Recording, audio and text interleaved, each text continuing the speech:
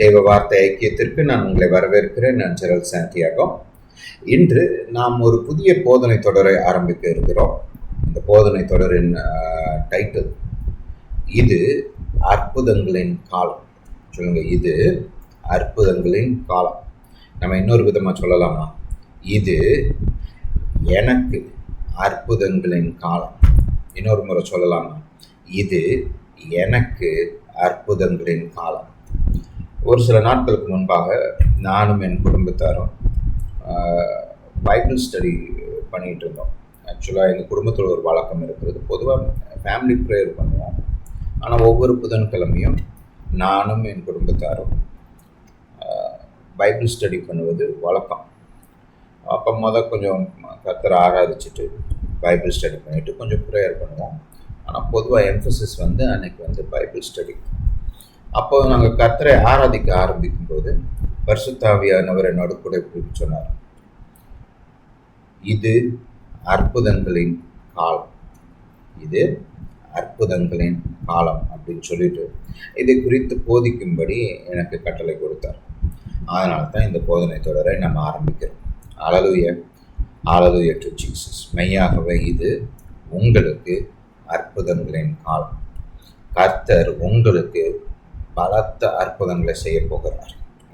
ஒவ்வொரு நாளும் எதிர்பார்ப்போடு இருங்க. ஒவ்வொரு நாளும் காலையில் சொல்லுங்கள், இது என்னுடைய அற்புதங்களின் காலம். கர்த்தர் எனக்கு பலத்த அற்புதங்களை செய்கிறார். அல்லேலூயா. சேர்ந்து சொல்லுவோம்மா, நம்முடைய விசுவாசத்தை கட்டவிழ்த்து விடுவோம். கர்த்தர் நம்முடைய வாழ்க்கையில் பலத்த விதமாக கிரியை செய்யும்படி நம்முடைய விசுவாசத்தை கட்டவிழ்ப்போம்.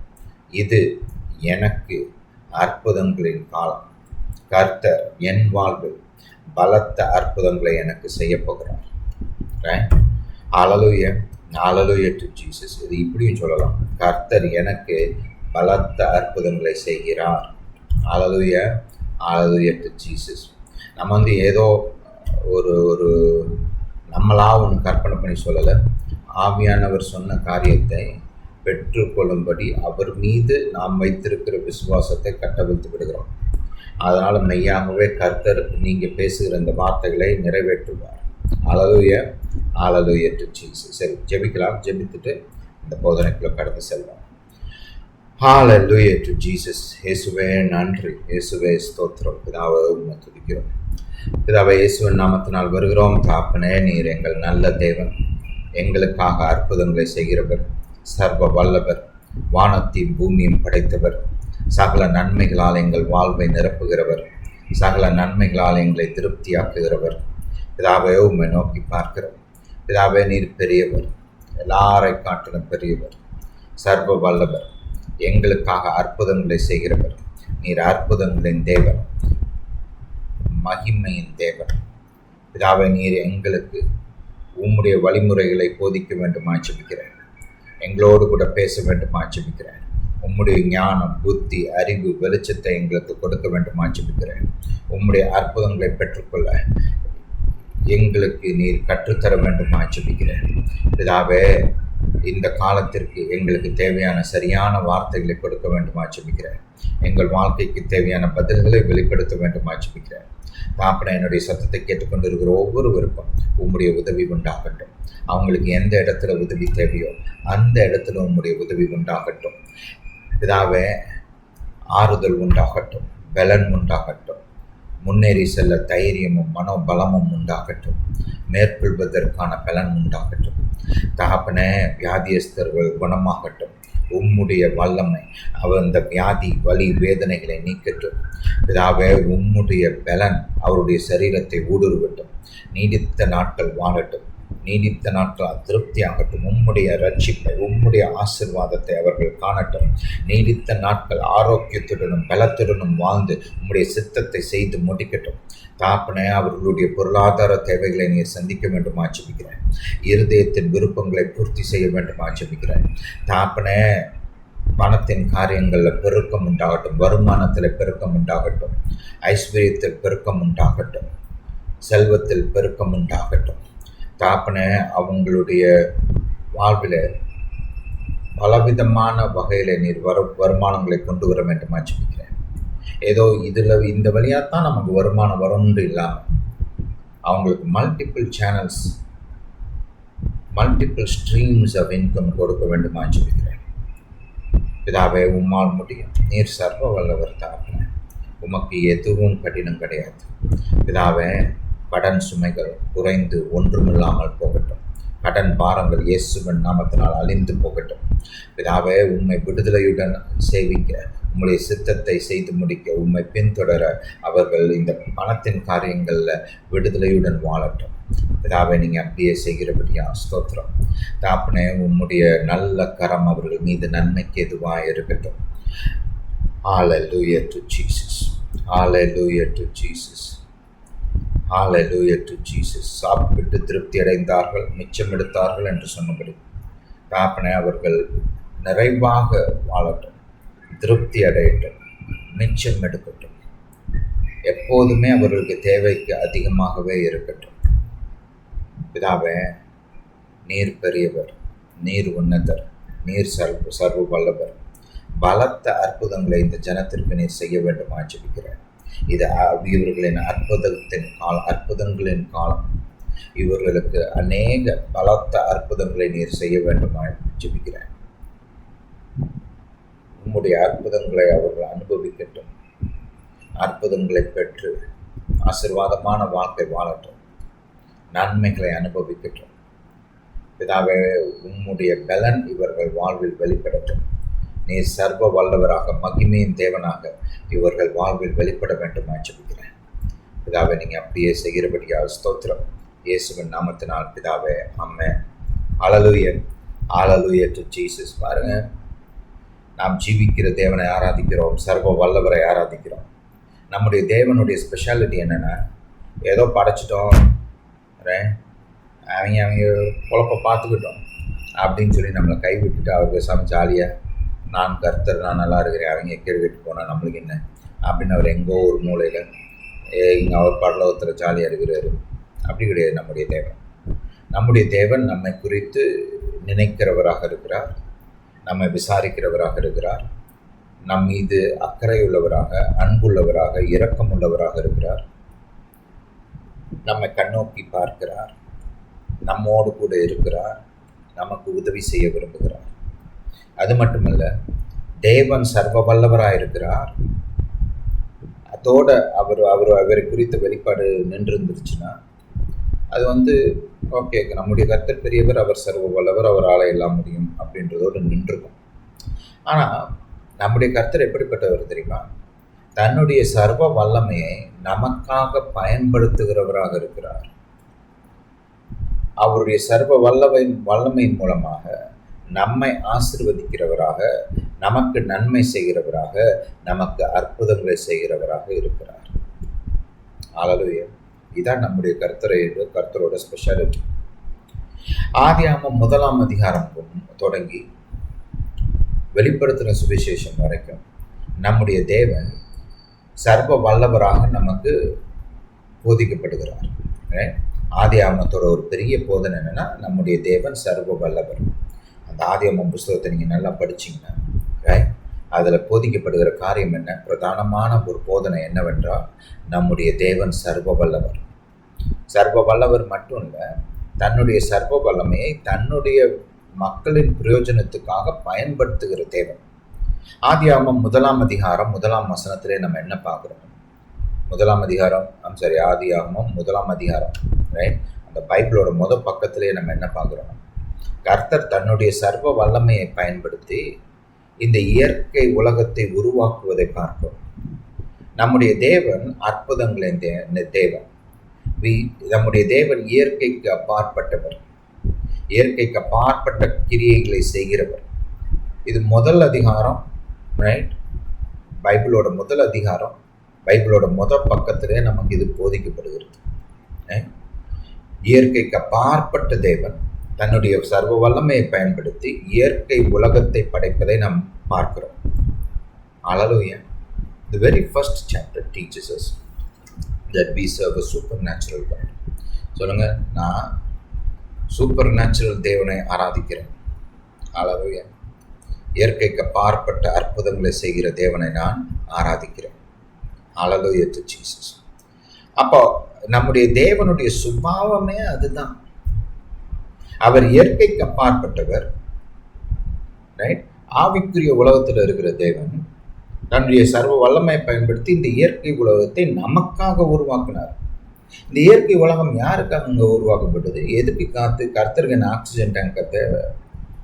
கர்த்தர் ஆக்சிஜன் இப்போ சுவாசிச்சு ஐயோ இதில் நான் ஆஸ்பத்திரியில் அட்மிட் ஆகணும்னு உட்காந்துருக்கிறாரு கிடையாது. அவருக்கு இதெல்லாம் தேவையே கிடையாது. யாருக்காக உருவாக்குனாரு? உங்களுக்காக, எனக்காக. யாருக்காக தங்கம் வெள்ளி இதெல்லாம் பூமியில் வச்சிருக்கிறாரு? உங்களுக்காக, எனக்காக.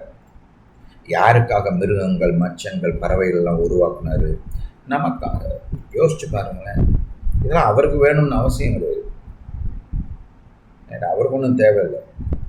நமக்காக உருவாக்குனார். யாருக்காக? மரங்கள், செடி, கொடிகள், கனிகள், காய்கறிகள்.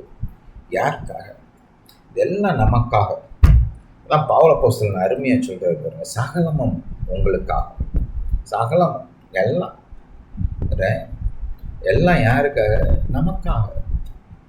நமக்காக கர்த்தர் இதெல்லாம் உருவாக்கி வச்சிருக்கிறார். அது மட்டுமல்ல, நீங்கள் பைபிளை படித்து பார்த்தீங்கன்னா தேவன் நமக்காக இயற்கைக்கு அப்பாற்பட்ட காரியங்களை செய்கிறவராக வேதம் நமக்கு சித்தரிக்கிறது. நோவாவின் காலத்தில் பார்த்தீங்கன்னா கர்த்தர் நோவாவை நினைவு கூர்ந்தார். மொத்த இயற்கை உலகமும் அழிக்கப்பட்டிருக்குது. மனுக்குளம், பறவைகள், மிருகங்கள்லாம் அழிக்கப்பட்டிருக்குது. அந்த சூழ்நிலையில் நோவா அவருடைய குடும்பத்தார் ஒரு ஒரு கர்த்தர் சொன்ன பிரகாரம் வந்து ஒரு ஒரு கப்பலை செஞ்சுருக்கிறான். மிதந்துட்டு இருக்கிறான். வேற யாரும் இல்லை. யாராலையும் அவங்களுக்கு உதவி செய்ய முடியாது. தங்களுக்குத்தானே அவங்க உதவி செய்து கொள்ள முடியாது. ஆனால் வேதம் அருமையாக போதிக்கிட்டு பாருங்க. கர்த்தர் அவர்களை நினைத்தார். கர்த்தர் என்ன செஞ்சாராம்? அவர்களை நினைத்தார். எனக்கு கர்த்தருக்கு வந்து அது எவ்வளோ சுலபம் தெரியுமா? எல்லாத்தையும் தூக்கி எறிகிறது ஈஸி. இவங்க பெரிய தலைவலி, இவங்களை உருவாக்கி இவங்களை வச்சு நமக்கு என்ன பிரயோஜனம் அப்படின்னு அவர் நினச்சிருந்துருக்கோம். ஏன்னா வேதம் ஆக்சுவலாக போதிக்குது. மனுஷனை ஏன்டா படைச்சோம்னு கர்த்தர் யோசிக்க ஆரம்பித்தார். வேதம் இப்படியே சொல்லுகிறது. மனுஷனை உருவாக்குனதை குறித்து கர்த்தர் வேதனைப்படுகிறார். ஏன்னா உலகத்தை அழிச்சு வச்சிருக்கிறாங்க. தீமைக்கு தங்களை ஒப்பு கொடுத்து, முழுமையாக தீமைக்கு ஒப்பு கொடுத்து, ஒரு நல்ல யோசனையே இல்லாத ஒரு மனதை அவர்கள் உருவாக்குனாங்க. சிந்தையில் நல்ல யோசனையே இல்லை. எல்லா சிந்தனையும் தீய சிந்தனையாக தான் இருக்குது. தீய சிந்தனைக்கு நேராக தான் மைண்டே செட் ஆகிருக்கு. அப்படிப்பட்ட ஒரு நிலைமைக்கு அவங்க போயிட்டாங்க. ஆனால் கர்த்தர் ரொம்ப துக்கப்படுகிறார். அப்படியே விட்டுருந்துருவாங்க. நோவாவையும் சேர்த்து மனுக்களமே வேண்டாம் அப்படின்னு எல்லாத்தையும் மொத்தமாக அழிச்சு போட்டுருந்துருவாங்க. ஆனால் கர்த்தர் அப்படி செய்யலை. வேதம் இப்படி போதிக்கிறது. ஆதியாகமம் 8ஆம் அதிகாரம் 1ஆம் வசனம். தேவன் நோவாவையும் அவனுடைய பேலையில் இருந்த சகல காட்டு மிருகங்களையும் சகல நாட்டு மிருகங்களையும் நினைத்தருளினார். இந்த வெள்ளம் வந்து முதல்ல இந்த வெள்ளம் வந்து தனியணும், அது வந்து குறையணும் அப்படின்னா 2 காரியம் நடக்கும். ஆழத்தின் ஊற்றுக்கண்கள் அடைக்கப்படணும், வானத்தின் மதகுகள் அடைக்கப்படணும். இது ரெண்டும் யாரால் அடைக்க முடியும்? உங்களால் முடியுமா? எந்த மனுஷனாலும் முடியாது. நமக்கு எங்கே இருக்குதுன்னு தெரியாது, எப்படி போகிறோன்னு தெரியாது, போகவும் முடியாது. ரைட்? அப்போ கர்த்தர் வந்து அவர் போய் அந்த ஆழத்தின் ஊற்றுக்கண்களை அடைக்கிறார், வானத்தின் மதகுகளை அடைக்கிறார். ஏன் அடைக்கிறாரு? என் பிள்ளைய தப்பிக்கணும். நம்மளால் முடியவே முடியாத காரியத்தை அவர் செய்கிறாரு. இயற்கையாக நோவா அவ்வளோதான் முடிஞ்சிச்சு. மூழ்காட்டினால லைஃப் காலி. கப்பலில் மிதந்துட்டு இருக்கிறாங்க. சாப்பாடுக்கு என்னது, மரம், செடி, கொடி, மலைகள் எல்லாம் காலி. எல்லாமே மொத்தமாக மூழ்கடிக்கப்பட்டிருக்கு. இன்னும் கொஞ்ச நாளில் சாப்பாடு தீந்துடும். சாப்பாடு தீர்ந்ததுக்கப்புறம் அவ்வளோதான். அவனால் ஒன்றுமே செய்ய முடியாது அந்த சூழ்நிலையில். அந்த சூழ்நிலையில் இயற்கைக்கு அப்பாற்பட்ட தேவன், சர்வ வல்லவர், தன்னுடைய வல்லமையை பயன்படுத்தி அவனுக்கு உதவி செய்கிறார். ஒரு காற்றை வீச பண்ணுகிறார். ரைட். முதல்ல வந்து தண்ணீர் இனிமே இன்னும் பெருகாமல், ரைட், இன்னும் ஜாஸ்தியாக தண்ணீர் வந்துக்கிட்டே இருக்காமல் இருக்கணும்னு சொல்லிட்டு ஊற்றுக்கண்களை அடைக்கிறாரு. ரைட். வானத்தின் மதகுகளை அடைக்கிறாரு, ஆழத்தின் ஊற்றுக்கண்களை அடைக்கிறாரு. ரைட். அதுக்கப்புறம் ஒரு காற்றை வீச பண்ணி தண்ணீரெல்லாம் அப்படியே எடுக்கிறார். ரைட். பூமியை காய பண்ணுகிறார். அப்படியே இதெல்லாம் யாரால் செய்ய முடியும்? இயற்கையாக நோவால் செய்ய முடியுமா? இயற்கைக்கு அப்பாற்பட்ட தேவன் தன்னுடைய சர்வ வல்லமையை பயன்படுத்தி நோவாவையும் அவன் குடும்பத்தையும் மனுக்குலத்தையும் காப்பாற்றினார். இப்படி பல இருக்குது. ஆபிரகாமுடைய வாழ்க்கையை நீங்கள் படித்து பார்த்தீங்கன்னா, ஆபிரகாம், ஈசாக்கு, யாக்கோபு, யோசேப்பு, இவங்களெல்லாம் கர்த்தர் தன்னுடைய சர்வ வல்லமையை பயன்படுத்தி அவங்க வாழ்க்கையில் ஆசீர்வதிக்கிறார், பெருக பண்ணுகிறார், மகிமையான காரியங்களை செய்கிறார். யாத்ராமத்தில் பார்க்குறோம், கர்த்தர் இஸ்ரவேல் தேசத்துக்கு மகிமையான காரியங்களை செய்கிறார். ரைட். அதுக்கப்புறம் மல்கியா புஸ்தகம் வரைக்கும் பாருங்க, கர்த்தர் அவங்களுக்கு இயற்கைக்கு அப்பாற்பட்ட விதத்தில் பல காரியங்களை செய்கிறார். புதிய ஏற்பாட்டில் நம்முடைய ஆண்டவராகிய இயேசுடைய பிறப்புல இருந்து அவருடைய விண்ணேற்றம் வரைக்கும் எல்லாமே அற்புதம். ஆண்டவராகிய இயேசுவின் வாழ்க்கை முழுவதுமே ஒரு அற்புதமான வாழ்க்கை. அவர் பிறப்பு, அவர் இறப்பு, அவருடைய உயிர்த்தெழுதல், அவருடைய வாழ்க்கை, அவருடைய ஊழியம் எல்லாமே அற்புதம். அதுக்கப்புறம் அற்புதங்களை செய்யும்படி நமக்கு கட்டளை கொடுத்திருக்கிறார். என்னை விசுவாசிக்கிறவன் நான் செய்த கிரியைகளை செய்வான்னு வேற சொல்லிட்டு போயிருக்கிறார். அது மத்தோட நிக்கல, இவளை காட்டிலும் பெரிய காரியங்களை செய்வான்னு சொல்லிட்டு போயிருக்கிறார். ஏன் இதெல்லாம் நான் உங்களுக்கு காண்பிக்கிறேன்? ஏன்னா நமக்கு ஒரு ஒரு ஒரு எண்ணம் இருக்கணும், நம்ம இதை விட்டு கொஞ்சம் விலகி போயிட்டோம். ரைட்டு. கிறிஸ்தவர்கள் பொதுவாக நம்ம இந்த காரியத்தை விட்டு கொஞ்சம் விலகி போயிட்டோம். நாம் வந்து அற்புதங்களின் தேவனை ஆராதிக்கிறோம். நம்முடைய தேவனின் சுபாவமே அற்புதங்களை செய்வது, தன்னுடைய ஜனத்துக்காக தன்னுடைய சர்வ வல்லமையை பயன்படுத்தி நன்மைகளை செய்வது. இது நம்முடைய தேவனின் சுபாவம். ஆண்டவராக இயேசு பிதாவை அப்படியே 100% கரெக்டாக ரெப்ரசன்ட் பண்ணார். அதனால் அவருடைய வாழ்க்கையை நீங்கள் கவனித்து பார்த்தீங்கன்னா, ஊழியத்தை கவனித்து பார்த்தீங்கன்னா, அற்புதங்களின் தேவனை நீங்கள் பக்கத்துக்கு பக்கம் பார்க்கலாம். பிதா அற்புதத்தின் தேவன், நம்முடைய ஆண்டவராக இயேசுவும் அற்புதத்தின் தேவன். அவரை பின்பற்றுகிற நாமும் அற்புதங்களை செய்ய வேண்டும் என்று கட்டளை கொடுத்துட்டு வேற போயிருக்கிறார். புரியுதா? அப்ப பாருங்க, நம்ம இதுல இருந்து கொஞ்சம் விலகி வந்துடுவோம். இப்போ மறுபடியும் கர்த்தர் அந்த ஒரு ஒரு ஒரு வாழ்க்கை முறைக்குள்ள நம்மளை கொண்டு வர விரும்புகிறார். தேவனை விசுவாசித்து அவரிடத்தில் இந்த அற்புதங்களை பெற்றுக்கொள்ள வேண்டும் என்று விரும்புகிறார். இன்னொரு ஒரு முக்கியமான காரியம் என்னன்னா, இந்த காலகட்டம் ஒவ்வொரு காலகட்டத்தில் தேவன் தன்னுடைய ஒவ்வொரு காரியங்களை முக்கியத்துவப்படுத்துவார். ஆளுயா தன்னுடைய பாருங்க, ஒரு காலத்தில் பார்த்தீங்கன்னா ஹோலினஸ் ரிவைவல்னு ஒன்று வந்துச்சு.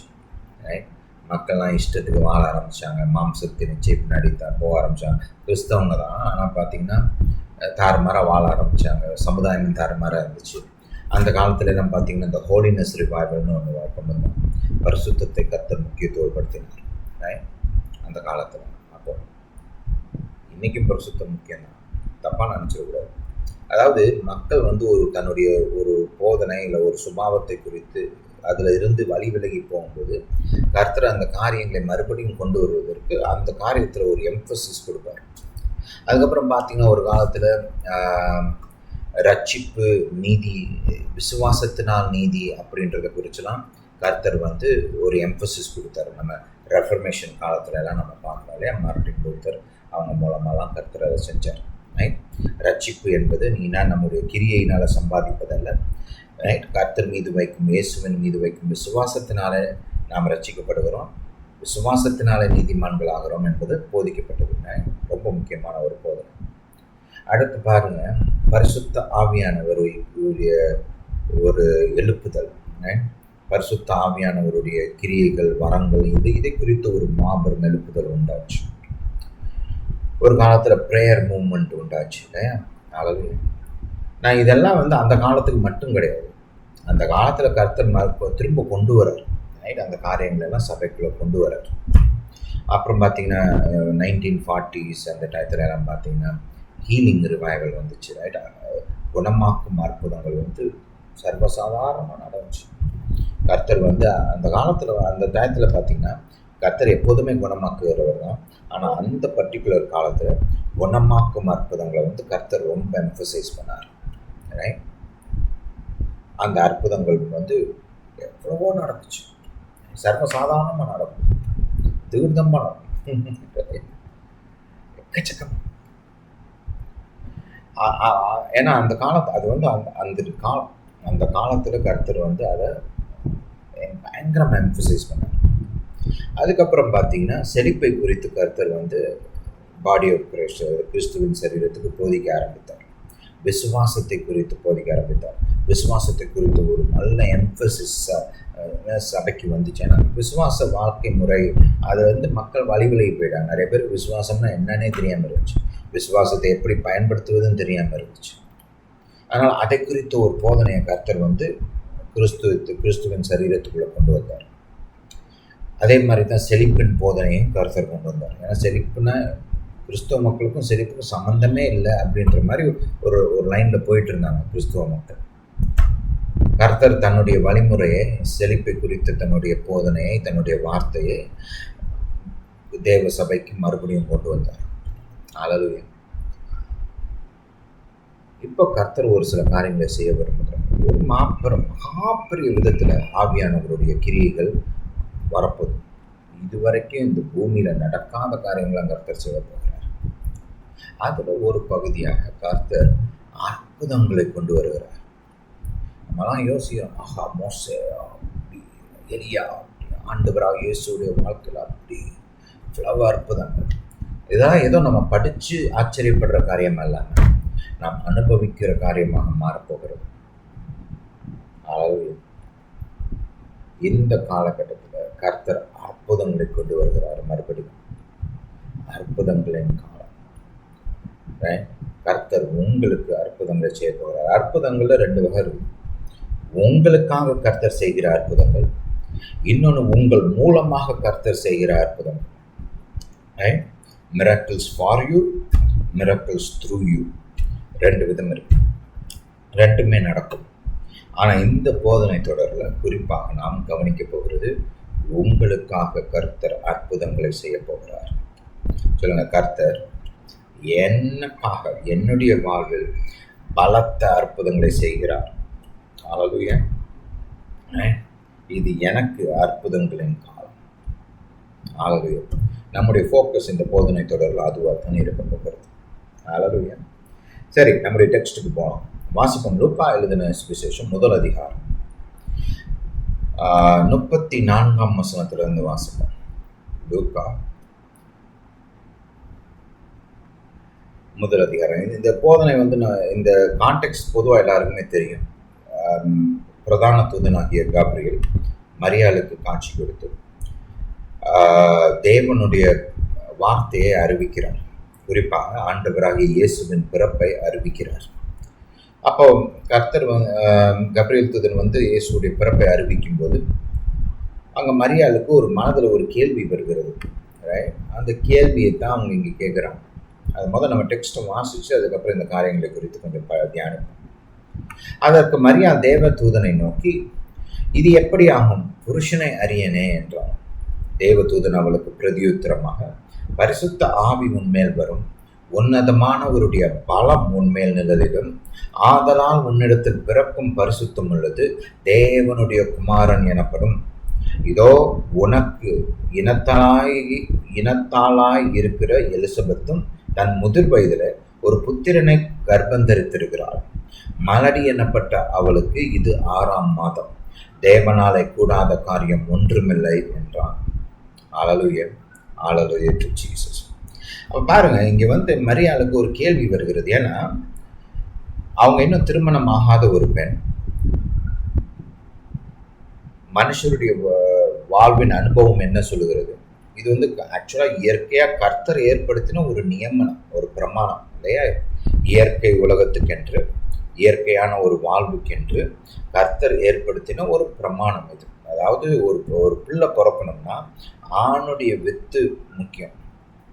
ஆணுடைய வித்து இல்லாமல் பிள்ளை பிறக்க வாய்ப்பே கிடையாது. இப்போ பூமியில் ஒரு செடி முளைக்கணும், ஒரு ஒரு மரம் முளைக்கணும் அப்படின்னா அதுக்கான விதை விதைக்கப்பட வேண்டும். விதை விதைக்கப்படாமல் பூமியாக ஒன்றும் உருவாக்காது. பூமி எவ்வளவு செழிப்பான பூமியாக இருந்தாலும், ரைட், எவ்வளவு விவசாயத்துக்கு ஏற்ற பூமியாக இருந்தாலும் விதை விதைக்காமல், ரைட், செடியோ மரமோ முளைக்காது இல்லையா? அதே போல தான் பிள்ளைகள் பெற்றுக்கொள்வதில். என்னதான் ஒரு பெண் வந்து பிள்ளை பெற்றுக்கொள்வதற்கு ஏற்ற ஆரோக்கியம் அந்த காரியங்கள்லாம் இருந்தாலும் அவங்க வந்து அந்த ஆணுடைய வித்து இல்லாமல் எந்த பெண்ணும் கர்ப்பம் தரிக்க முடியாது. இப்போ ஒரு சிலர் மாடர்ன், போஸ்ட் மாடர்ன், அப்புறம் ஃபெமினிசம் அந்த மாதிரி இதில் எல்லாம் போயிட்டு எனக்கு ஆண் தேவையில்லை, ஆண் இல்லாமல் நான் வாழ்வேன் அப்படிலாம் சொல்லுவாங்க. ரைட், அவங்க வந்து ஒரு ஒரு ஒரு ஒரு வேறு வழியில் போயிட்டுருக்குறாங்க. அதுக்குள்ளே நம்ம போக வேண்டாம். அந்த ஒரு பாயிண்ட்டை சொல்கிறதுக்காக அங்கே வரேன். அதாவது பாருங்கள், ஆண் எனக்கு வந்து திருமணம் கூட தேவையில்லை, நான் வந்து ஒரு டெஸ்ட் டியூப் பேபி வச்சு இதை வந்து இன்றைக்கி மாடர்னாக வந்து இன்ஃப்யூஷன்லாம் பண்ணி பண்ணுறாங்களே, அந்த மாதிரி என்னால் பிள்ளை பெற்றுக்கொள்ள முடியும், எனக்கு வந்து கணவன் தேவை கிடையாது அப்படின்லாம் சொல்லுவாங்க. இருந்தாலுமே அவங்க திருமணம் செய்யாமல் இருந்தாலுமே, அவங்க வாழ்க்கையில் வந்து ஒரு கணவன் இல்லாமல் இருந்தாலுமே அந்த பிள்ளையை பெற்றுக்கொள்வதற்கு ஏதோ ஒரு ஆணின் வித்து பயன்படுத்தப்படுகிறது இல்லையா? அந்த ஆணுடைய அந்த வித்து இல்லாமல் அந்த பிள்ளை உருவாகாது, வாய்ப்பே கிடையாது.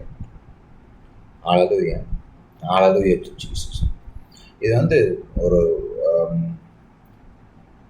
It is an impossible activity, நடக்கவே முடியாத காரியம். பிள்ளை பிறக்கணும்னா ஆணின் வித்து அத்தியாவசியம், ரைட்? அது இல்லாமல் ஆகவே ஆகாது, முடியவே முடியாது.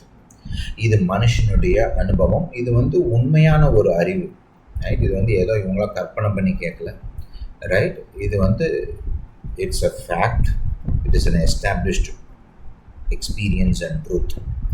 இது வந்து ஒரு உண்மையான ஒரு அறிவு, நிரூபிக்கப்பட்டு உறுதி செய்யப்பட்ட அறிவு, ரைட்? அதனால் மரியாதை வந்து அவங்க கேட்டது வந்து கரெக்ட், ரைட்? இதுக்கு முன்னாடி பார்த்தோம்னா கர்த்தர் வந்து ஆபிரகாம், சாராளை போல வயசான கணவன் மனைவிக்கு கூட அவங்கள ஆசீர்வதித்து அவங்களுக்கு பிள்ளைகளை கொடுக்குறாரு. ஆனால் அந்த காரியம், அந்த அற்புதங்களில் பார்த்திங்கன்னா கர்த்தருடைய இயற்கைக்கு அப்பாற்பட்ட வல்லமை பயன்படுத்தப்படுகிறது. ஆனால் ஆணின் வித்தும் பயன்படுத்தப்படுகிறது. அது வந்து அந்த எந்த பிள்ளைகளும் ஒரு கன்னியின் மூலமாக பிறந்த பிள்ளைகள் கிடையாது, ஆணின் வித்து இல்லாமல் பிறந்த பிள்ளைகள் கிடையாது. இப்போ ரெபெக்கா வந்து மலடியாக இருக்கிறாங்க, ஈசாக்கு அவங்களுக்காக ஜெபிக்கிறார், கர்த்தர் ஜெபத்தை கேட்டு 2 பிள்ளைகளை கொடுக்குறார். அது கர்த்தர் செய்த அற்புதம் தான். ஆனால் அதுலேயும் ஆணின் வித்து பயன்படுத்தப்படுகிறது. மனோவாவை பார்க்குறோம். மனோவாவும் அவனுடைய மனைவி வயசான காலத்தில் கர்த்தர் தன்னுடைய தூதனை அனுப்பி இதே போல் உங்களுக்கு கர்த்தர் உங்கள் பிள்ளையை கொடுக்க போகிறாரு அறிவிக்கிறாரு, அவங்களுக்கு அற்புதம் செய்கிறார். ஆனால் அந்த பிள்ளையும் பார்த்திங்கன்னா ஆணின் வித்து பயன்படுத்தப்படுகிறது. இப்படி கர்த்தர் பிள்ளைகளை குறித்து செய்த எல்லா அற்புதங்களையும் இதுக்கு முன்னாடி வரைக்கும் ஆணின் வித்து பயன்படுத்தப்பட்டது, ரைட்? இந்த இடத்துல மரியாளுக்கு இன்னும் திருமணம் ஆகலை. ஆனால் கர்த்தர் வந்து நீ கர்ப்பம் தரிக்க போகிற, பிள்ளை பெற்றுக்கொள்ள போகிறன்னு சொல்கிறார். அதனால தான் அந்த அம்மா கேட்குறாங்க எப்படி, ரைட்? ஏன்னா இதுக்கு வந்து ஒரு முன் உதாரணமே கிடையாது. இவங்களுக்கும் சக்கரியாவுக்கும் இதுதான் வித்தியாசம். சக்கரியாவுக்கு வந்து பல முன் உதாரணங்கள் இருக்குது. நம்ம இப்போ பார்த்தோம் இல்லையா? இன்னொரு உதாரணம் கூட சொல்லலாம். அண்ணால் பாருங்கள், பல வருஷங்களாக அவங்களுக்கு பிள்ளை கிடையாது, கர்த்தர் ஆசீர்வதிக்கிறாரு. ஆனால் அங்கேயும் பார்த்திங்கன்னா ஆணுடைய வித்து பயன்படுத்தப்படுகிறது. கர்த்தர் செய்த அற்புதம் தான், ஆனால் அதோடு சேர்த்து ஆணின் வித்து பயன்படுத்தப்படுகிறது. எந்த அற்புதமோ, அந்த பிள்ளைகளை குறித்த எந்த அற்புதமும் இந்த விதமாக ஒரு கன்னி பெண் டைரக்டாக கர்த்தருடைய வல்லமையினால் கர்ப்பம் தரிப்பதுன்றது இதுக்கு முன்னாடி நடந்ததே கிடையாது. இதுதான் ஃபஸ்ட்டு டைம் கர்த்தர் அப்படிப்பட்ட ஒரு காரியத்தை ஒரு பெண்ணுக்கு செய்கிறார். அப்போ அதனால தான் அவங்க கேட்குறாங்க. ஏன்னா இது கேள்விப்படாத காரியம். இயற்கையான அனுபவம் ஒரு பக்கம் இருக்கட்டும், ஆவிக்குரிய ரீதியிலும் இதுக்கு முன்னாடி யாரும் இப்படிப்பட்ட ஒரு காரியத்தை அனுபவித்தது இல்லை. அதனால தான் அவங்க கேட்குறாங்க அந்த கேள்வி. ஜக்கரியா கேட்டது தப்பு. ஏன்னா ஒரு ஒரு ஒரு ஆசாரியனா வேதத்தில் அவன் வேதத்தை கரைச்சி குடிச்சிருக்கணும். வேதத்தில் அவன் ஒரு வல்லுனனாக இருக்கணும். இருந்தார். பேசிக்காக அந்த அறிவு லெவலில் எல்லாம் இருந்துச்சு. ஜபம் கூட பண்ணிகிட்டு இருந்தார். ஆனால் நம்பலை. அழகு ஆபிரகாமுக்கு வயசான காலத்தில் பிள்ளை பிறந்திருக்குது. மனோவா அவங்களுக்கு வயசான காலத்தில் பிள்ளை பிறந்திருக்குது. ரைட். இதெல்லாம் தெரிஞ்சுமே அவர் இது எப்படி நான் அறிவேன் அப்படின்னு கேட்குறாரு. ஆனால் அது ஒரு அவிசுவாசத்தின் கேள்வி. இது தெரிஞ்சுக்கணும் அப்படின்னு கேட்குற கேள்வி. அழலுயா, ரெண்டுக்கும் வித்தியாசம் இருக்கு. சரி, அடுத்து 35ஆம் வசனத்தை பார்ப்போம். அப்போ தேவதூதன் சொல்கிறாரு பாருங்க, இதுதான் ஒரு அற்புதத்தோட டெஃபினேஷனே இதுதான். தேவதூதன் அவளுக்கு பிரதியுத்தரமாக, பரிசுத்த ஆவி உன்மேல் வரும், உன்னதமானவருடைய பலம் உன்மேல் நிழலிடும், ஆதலால் உன்னிடத்தில் பிறக்கும் பரிசுத்தம் உள்ளது தேவனுடைய குமாரன் எனப்படும். அல்லேலூயா. இந்த இடத்துல பாருங்க, கர்த்தர் என்ன சொல்றாரு, உனக்கு பிறக்க போற இந்த பிள்ளை பொதுவா மனுஷருடைய அனுபவத்தின்படி ஒரு ஆணின் வித்தின் மூலமாக பிறக்கிற அந்த விதத்துல அந்த பிள்ளை பிறக்காது. தேவனுடைய பலத்தினால, தேவனுடைய சர்வ வல்லமையினால இந்த பிள்ளை கருத்தரிக்கும், நீ கருத்தரிப்பாய். அல்லேலூயா. கர்த்தருடைய வல்லமை, உருவாக்கும் வல்லமை இங்கே பயன்படுத்தப்படுகிறது. கர்த்தர் இந்த அற்புதத்தை செய்வதற்காக இயற்கையின் பிரமாணங்களை ஒதுக்கி வைக்கிறார். இந்த இயற்கையின் பிரமாணங்கள்லாம் கர்த்தர் ஏற்படுத்தினது தான். ரைட். மனிதனுடைய வாழ்வுக்காக அவர் ஏற்படுத்தி வைத்த பிரமாணங்கள். ஆனால் கர்த்தர் இயற்கைக்கு அப்பாற்பட்ட ஒரு காரியத்தை செய்யணுன்றப்ப அந்த இயற்கையின் பிரமாணங்கள், இயற்கையுடைய நியதிகள் இதெல்லாம் கர்த்தர் ஒதுக்கி வச்சுட்டு தன்னுடைய வல்லமையை பயன்படுத்தி இயற்கைக்கு அப்பாற்பட்ட காரியங்களை செய்கிறார். இதுதான் அற்புதம். அல்லேலூயா. இப்போ பாருங்க, ஆசீர்வாதம் பார்த்தீங்கன்னா ஒரு விதமாக செயல்படுகிறது. இயற்கை பிரமாணங்களோடு இணைந்து ஆசீர்வாதம் செயல்படுகிறது. ரைட். பாருங்க, நீங்கள் விதைக்கிறீங்க. விதைப்பு அறுப்பும் கர்த்தர் ஏற்படுத்தின பிரமாணம் மனுஷனுடைய வாழ்வுக்காக. இந்த பூமியும் கர்த்தர் தான் உருவாக்கி கொடுத்துருக்கிறார். இந்த பூமி விளைவிக்கக்கூடிய ஒரு பூமி. இந்த பூமியில நீ விதைச்சின்னா அறுக்க. அல்லேலூயா. இது கர்த்தர் ஏற்படுத்தி கொடுத்த ஒரு காரியம் தான், இயற்கையான நம்முடைய வாழ்வுக்கு. ரைட். அது அந்த அந்த அந்த விதைப்பு அறுப்பு பிரமாணம் சரியாக செயல்படுவதற்கு, நமக்கு நல்ல பிரயோஜனத்தை கொண்டு வருவதற்கு கர்த்தர் ஆசீர்வாதத்தை பயன்படுத்துகிறார், ஆசீர்வதிக்கிறார். உன் விதையை நான் ஆசீர்வதிக்கிறேன், அது 100 மடங்கு 100 மடங்கு அறுவடையை கொண்டு வரும். 30, 60, 100 துணையான அறுவடையை கொண்டு வரும். இது பார்க்குறோம். ரைட். அற்புதம். இது இந்த இயற்கைக்கு அப்பாற்பட்ட அற்புதம்ன்றப்ப பார்க்கும்போது பாருங்க, இப்போ ஆண்டவராக இயேசு உணவு கொடுக்குறாரு. அங்கே அந்த அற்புதங்களை நம்ம பார்க்குறோம். ஒரு பையன்கிட்ட 5 அப்பம் 2 மீன் இருக்கு. ரைட். இப்போ கர்த்தர் அவருக்கு அங்கே ஒரு 20,000 பேருக்கு சாப்பாடு கொடுக்கணும். விதைச்சி அறுத்து அப்படி பண்ணுறதுக்கு நேரம் இல்லை. இங்கே அவங்க இருக்கிறது வனாந்திரம். கடைக்கு போய் இத்தனை பேர் வாங்கணும்னா எவ்வளோ செலவழிக்கணும். 20,000 பேர் வயிறார திருப்தியாக சாப்பிடணும்னா எவ்வளவு செலவழிக்கணும். அந்த காலத்தில் எல்லாம் நல்லா சாப்பிடுவாங்க. இன்றைக்கி மாதிரி 2 இட்லி 1/2 இட்லி அப்படியெல்லாம் தின்றது நல்லா சாப்பிடுவாங்க. ஏன்னா அவங்களாம் ஃபிசிக்கலி ரொம்ப ஆக்டிவ். அந்த காலத்தில் எல்லாமே தங்களுடைய சரீரத்தை பயன்படுத்தி வேலை பார்த்தாங்க இல்லையா. நடப்பாங்க, வேலை நிறையா பார்ப்பாங்க, சரீரத்தை பயன்படுத்தி. அவங்களாம் நல்லா சாப்பிடுவாங்க. அப்போ அப்படிப்பட்ட ஆட்கள் எல்லாரும் திருப்தியாக சாப்பிடணும் அப்படின்னா நிறையா சாப்பாடு வேணும் இல்லை. அப்போ கர்த்தர் என்ன பண்ணார் பாருங்க, பொதுவாக இயற்கையாக பண்ணுற எதையுமே செய்யலை. கடைக்கு போய் வாங்கிட்டு காசு கொடுத்து வாங்கிட்டு அதுக்கப்புறம் சமைச்சு எல்லாருக்கும் சாப்பாடு பரிமாறுவோம், அப்படி அந்த மாதிரி இல்லை. ரைட். அந்த முறையை பயன்படுத்தலை. விதைப்பு அறுப்பு பிரமாணத்தெல்லாம் அங்கே பயன்படுத்தலை. எல்லாத்தையும் ஒதுக்கி வச்சுட்டு இயற்கையான அந்த பிரமாணங்கள் எல்லாவற்றையுமே ஒதுக்கி வச்சுட்டு கர்த்தர் அங்கே வந்து அற்புதத்தை செய்கிறார். ரைட்? அந்த மாவு எப்படி பெருகும்? மாவு வந்து பெருகக்கூடிய ஒரு சுபாவம் இல்லை. ஏன்னா அது வந்து இப்போ விதையா இல்லை. ரைட்? அது வந்து விளைஞ்சு ரைட்டு தானியமாகி தானியம் மாவாகி மாவு சமைக்கப்பட்டு இப்போ அப்பமாக உட்காந்துருது. இது வந்து பெருகக்கூடிய ஒரு பொருளே கிடையாது. ஆனால் கர்த்தர் அதை இயற்கைக்கு அப்பாற்பட்ட விதத்தில் பெருக செய்கிறார். மீன் உயிரோடு இருந்துச்சுன்னா இந்த மீன் வந்து மனுஷன் பெருகிற மாதிரியே அதுவும் பெருகும் இல்லையா? அந்த விதத்தில் தான் கர்த்தர் படைச்சிருந்தார். ஆனால் இங்கே மீன் செத்து போச்சு. ரைட்? செத்து போன மீனை சமைச்சிட்டாங்க.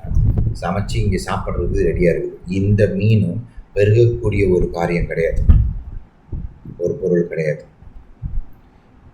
ரைட்? பெருகவே முடியாத காரியங்களை கர்த்தர் இயற்கைக்கு அப்பாற்பட்ட விதத்தில் பெருக செய்தார். அற்புதமாய் செய்தார். ஆளுடைய அற்புதமான விதத்தில் செய்கிறார். தன்னுடைய சர்வ வல்லமையை பயன்படுத்தி தன்னுடைய ஜனத்தின் தேவையை கர்த்தர் அங்கே சந்திக்கிறார்.